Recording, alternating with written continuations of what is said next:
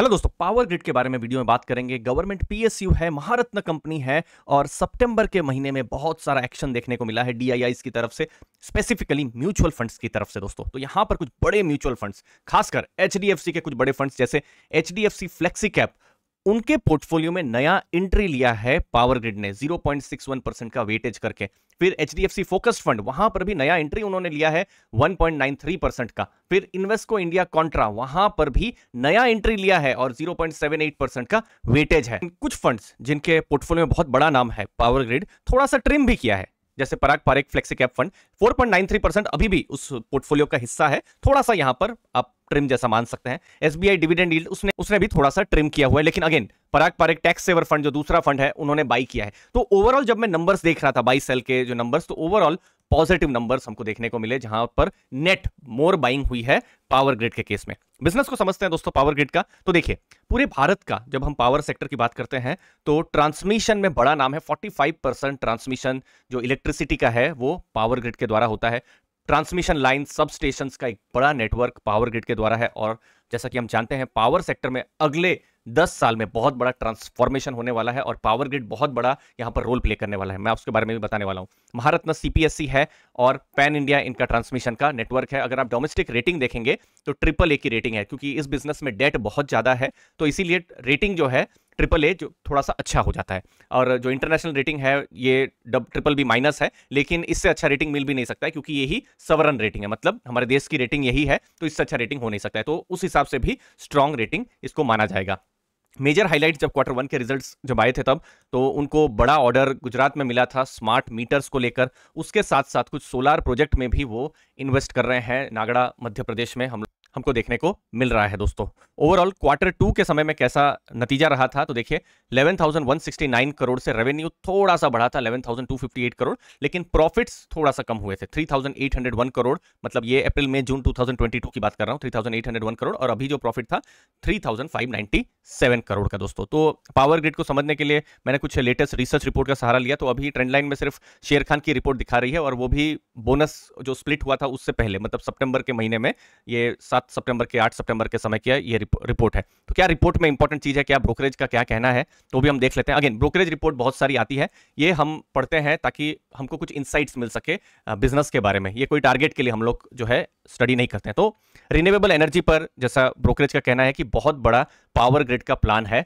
कुछ 1.71 लाख करोड़ वो स्पेंड करने वाले हैं। तो रिन्यूएबल की अगर बात हो रही है तो वो भी मैं आपको बता दूं। ये देखिए 2032 का उन्होंने बिजनेस आउटलुक दिया हुआ है, जहां पर ट्रांसमिशन बिजनेस पे उनका 1.71 लाख करोड़ का खर्चा करने का बात है। मतलब हमको आने वाले साल में बहुत ट्रांसमिशन सेक्टर में बहुत एक्शन देखने को मिल सकता है। और ये सिर्फ पावर ग्रिड ही नहीं, दूसरी कंपनीज भी जो होंगी जो ट्रांसमिशन से जुड़ी हुई हो सकती है, तो वहां पर किस तरीके से ऑर्डर्स मिल रहे हैं, हो सकता है पावर ग्रिड से ऑर्डर मिल रहे हो या किसी दूसरी कंपनी से ऑर्डर मिल रहे हो, तो बहुत ही इंटरेस्टिंग उस केस में हो जाएगा।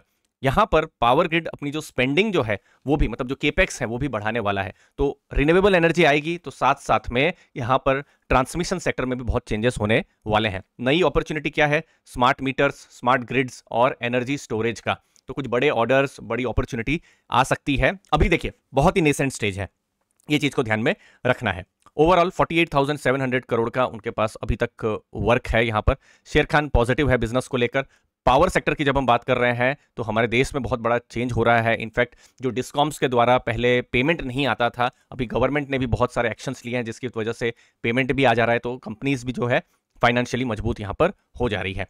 3 इंसाइट्स, रिन्यूएबल एनर्जी में बड़ा फोकस है, डाइवर्सिफाई किया जा रहा है, नई opportunities, energy storage, smart meters etcetera, और फाइनेंशियल्स उनके मजबूत है और प्रोजेक्ट पाइपलाइन मजबूत यहां पर कहा जाएगा। अब देखिए ये पावर ग्रिड का ये डेट टू इक्विटी रेशियो मैं आपको दिखाता हूं, ज्यादा है 1.5। तो ये चीज को बिल्कुल ध्यान में रखना है कि पावर ग्रिड जब हम कंपनी को एनालाइज कर रहे हैं तो हमको जो है डेट हमेशा ज्यादा मिलेगा। और देखिए ये नेचर ऑफ द बिजनेस ही है, बट कभी भी ज्यादा डेट हो तो हम लोगों को रेटिंग रिपोर्ट जरूर देखनी चाहिए। जैसे अभी जून का ही रेटिंग रिपोर्ट है, AAA का रेटिंग है, और हमने देखा भी डोमेस्टिक रेटिंग AAA बेस्ट होता है, इससे अच्छा नहीं होता है। हाँ, फ्यूचर में अगर आउटलुक थोड़ा बिगड़ता है या रेटिंग थोड़ा सा डाउनग्रेड होती है तो चिंता हो सकती है। जैसे अभी हमने कुछ दिनों पहले देखा था स्टर्लिंग एंड विल्सन के केस में, जहां पर रेटिंग डाउनग्रेड यहां पर हमको देखने को मिला था। तो वो सब कुछ रिस्की चीज हो जाती है जो हमको देखना चाहिए जब हम एनालिसिस कर रहे होते हैं। अच्छा, पी रेशियो क्या है? 12.4 के आसपास में है। पी रेशियो मतलब अगर कंपनी जो प्रॉफिट कर रही है, ये है लास्ट 12 मंथ्स का प्रॉफिट, उसके हिसाब से मार्केट ने क्या वैल्यूएशन दिया होता है, तो ये प्राइस टू अर्निंग हमको पता चलता है। तो 12.4 है।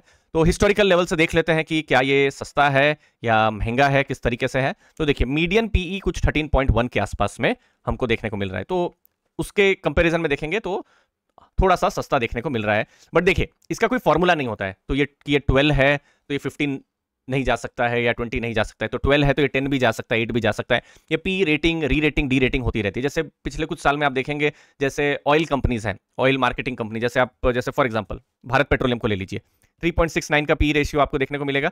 लेकिन उनका अब देखेंगे, उनका पी जो है थोड़ा डी रेटिंग यहाँ पर हुआ है, 12.5 से पूरा 3-4 के आसपास हो गया है।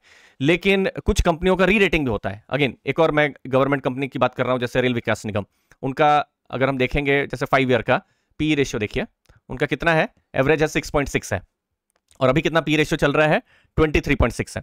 तो पी रेशियो अप डाउन ये होता रहता है, बट यस, एवरेज के पास हो तो पता चलता है कि ठीक है कि यही पी रेशियो उनको मिला हुआ है। अब देखिए, पीई री रेटिंग कब हो सकती है वो भी हमको देखना है। सबसे पहले तो कुछ गड़बड़ ना हो, इन द सेंस कि कुछ रेटिंग खराब ना हो जाए, ठीक है। अब री रेटिंग के लिए कुछ पॉजिटिव ट्रिगर क्या हो सकता है कि उनका प्रॉफिट्स बढ़ता रहे, रिन्यूएबल पर बहुत काम हो रहा है, तो बड़े जो ऑर्डर्स हैं उनके द्वारा आए, जिसकी वजह से रेवेन्यूज हैं, प्रॉफिट्स हैं, इंक्रीज हो सकता है। या फिर कभी मार्केट को ही लगे कि नहीं, 12-13 का पी में हो सकता है पावर ग्रिड को एक हायर मल्टीपल मिलना चाहिए। जैसे इंडस्ट्री पी आप देखेंगे थोड़ा ज़्यादा है, 29 के आसपास है, तो ऐसा भी हो सकता है कि थोड़ा पी रेशियो इनको थोड़ा हाई मिलना चाहिए, ठीक है। नेगेटिव भी हो सकता है। नेगेटिव क्या कि ग्रोथ इनका बहुत ही स्टीडी हो रहा है और ज़्यादा ग्रोथ होना चाहिए, हो नहीं पा रहा है, तो फिर पी डी रेटिंग भी हो सकती है।